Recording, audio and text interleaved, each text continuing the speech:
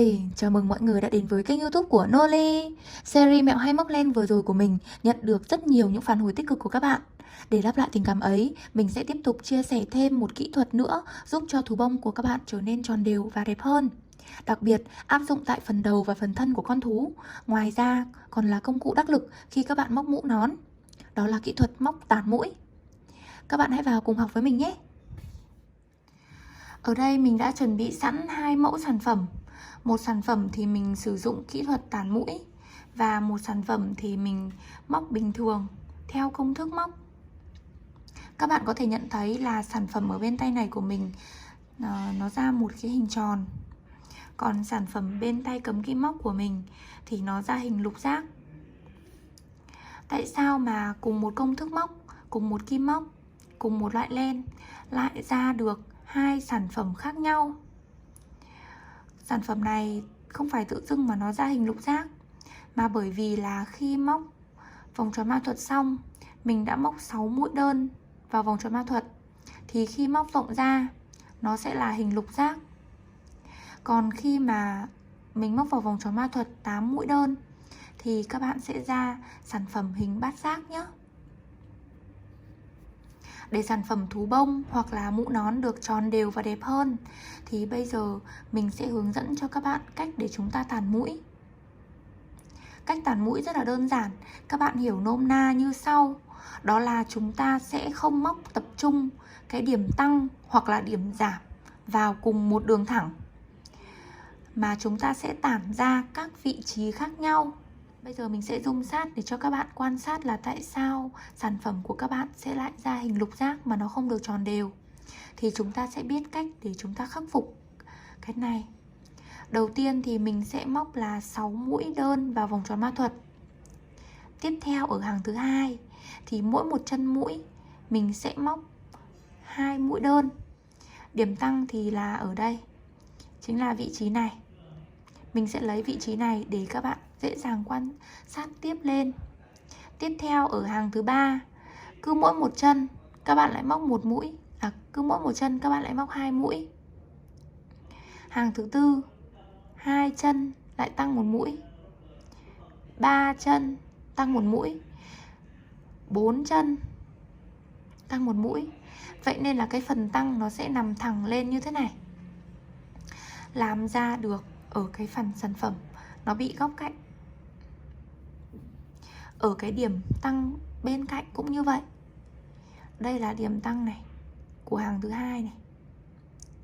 Tiếp tục hàng thứ ba là cách một mũi tăng một mũi, cách 2 mũi tăng một mũi, cách 3 mũi tăng một mũi, thì nó cũng sẽ đi lên như thế này. Và cứ như vậy, càng móc rộng ra thì các bạn sẽ càng gây cho sản phẩm không được tròn đều, làm cho cái phần đầu của sản phẩm ấy, khi mà chúng ta móc thú nó sẽ bị thành góc cạnh. Và kể cả khi mà mình nhồi bông vào, có nhồi căng như thế nào thì nó cũng sẽ bị lộ các cái điểm góc này ra, và cái phần đầu của con thú nó sẽ không được đẹp. Thì bây giờ khi mà đã biết được chính xác là chúng ta móc như thế nào thì nó sẽ bị lục giác rồi, thì các bạn sẽ chỉ cần đơn giản như sau. Là chúng ta sẽ móc điểm tăng tránh những cái điểm mà chúng ta tăng. Đây nhá, ví dụ mình sẽ ví dụ cho các bạn quan sát là đây là điểm tăng của mình này. Ở đây thì mình đã không sử dụng kỹ thuật tăng mũi thần thánh để cho các bạn dễ dàng nhận thấy được cái mũi tăng. Còn nếu mà các bạn muốn biết thêm về kỹ thuật tăng mũi thần thánh như thế nào thì mình có để đường link ở dưới phần video này. Các bạn sẽ sử dụng kỹ thuật tăng mũi thần thánh thì gần như là chúng ta sẽ không biết được đâu là mũi tăng, đâu là mũi móc bình thường. Thì ở đây mình đã cố tình sử dụng mũi tăng bình thường là 2 mũi móc vào một chân như thế này để các bạn dễ dàng phát hiện ra điểm tăng. Ở đây là điểm tăng này. Tiếp theo này, 1, 2, 3, 4, 5. Đây chính là điểm tăng tiếp theo, có nghĩa là cách 4 mũi chúng ta tăng một mũi. Thì ở hàng bên trên các bạn chỉ cần tránh cái điểm tăng này và điểm tăng này ra thì chúng ta sẽ móc vào điểm tăng vào giữa. Mình thì mình chia đôi, các bạn có thể chia lệch hơn. Ví dụ là móc một mũi xong tăng luôn, hoặc là móc gần hết thì chúng ta mới tăng. Tuy nhiên thì mình cứ chia vào giữa để cho nó dễ dàng quan sát. Đó, thì ở đây mình sẽ móc tăng vào cái điểm giữa này. Và 1, 2, 3, 4, 5 lại tăng tiếp. Cái điểm tăng này thì nó lại lệch so với cái điểm. Thì ở đây để khắc phục cái tình trạng lục giác như thế này thì mình sẽ phát triển tiếp cho các bạn, biến cái hình lục giác này trở nên tròn đều hơn. Đây, khi mà các bạn tăng mũi ở đây đúng không? Thì bình thường mình sẽ phải móc 1, 2, 3, 4, 5, 6, 7 rồi tăng. Có nghĩa là hàng tiếp theo là 7 mũi tăng 1 theo công thức là 7x V nhân với 6. Đó, thì chúng ta sẽ móc như sau.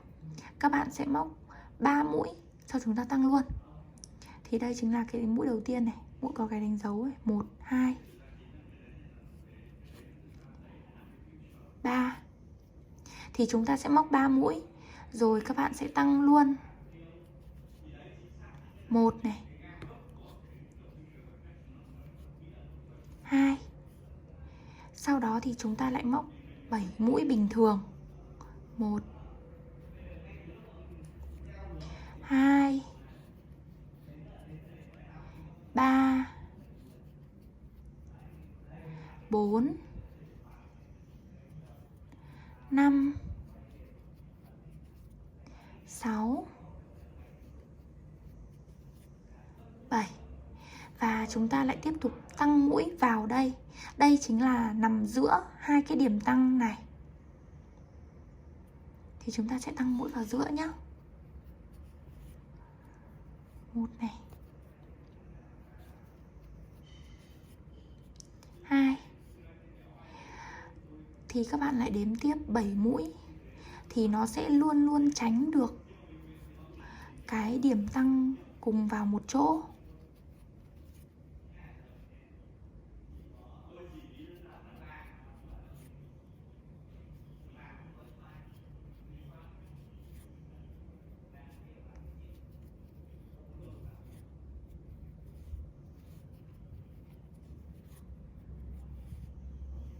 Tăng này.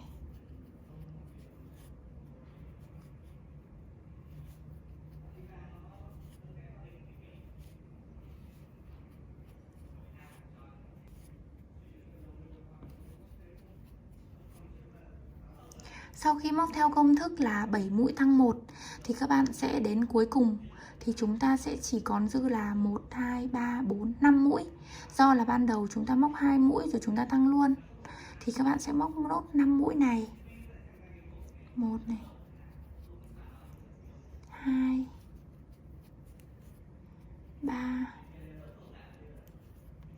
4, 5. Thì cộng lại 5 mũi ở đây và 2 mũi ở trên này và tăng 2 mũi thì chúng ta tăng luôn. Thì vị chi là chúng ta vẫn được khoảng cách là 7 mũi tăng 1. Đó, thì các bạn có thể nhận thấy là cái vòng tròn của chúng ta đã tròn hơn, bớt bị góc cạnh hơn. Còn nếu như mà các bạn tản mũi ngay từ đầu là chúng ta cứ móc tránh các cái điểm tăng ra thì chúng ta sẽ còn tròn đều như thế này hơn. Tổng kết lại thì các bạn sẽ thấy là việc móc tản mũi tức là các bạn sẽ móc một hàng theo công thức và một hàng móc tản mũi. Một hàng móc theo công thức, ví dụ các bạn sẽ móc 7 mũi tăng 1 mũi. Thì chúng ta sẽ tuân thủ như vậy từ cái sau cái đánh dấu này. Chúng ta cứ 7 mũi, các bạn lại tăng 1 mũi. Tiếp theo đến hàng sau, công thức là 8 mũi tăng 1 mũi. Thì ngay cái phần sau cái đánh dấu này các bạn sẽ chỉ móc từ 3 đến 4 mũi thôi. Rồi chúng ta mới áp dụng công thức 8 mũi tăng 1. Cho tới cuối hàng thì nó sẽ dư là ví dụ sau cái đánh dấu này các bạn móc 4 mũi nhá. Thì đến cuối của hàng thì nó sẽ còn dư lại là 4 mũi. 4 mũi cộng 4 mũi là 8 mũi. Thì chúng ta vẫn đảm bảo được công thức là 8 mũi tăng 1 lần. Đó, thì chúng ta sẽ tránh được các cái điểm tăng, không tạo cái điểm tăng thành cái đường thẳng. thì sản phẩm nó sẽ tròn đều và đẹp hơn. Noli chúc các bạn thành công nhé. Đừng quên ấn like và subscribe kênh YouTube của Noli Handmade. Bấm vào biểu tượng quả chuông để là người sớm nhất xem được video mới nhất của Noli. Bye!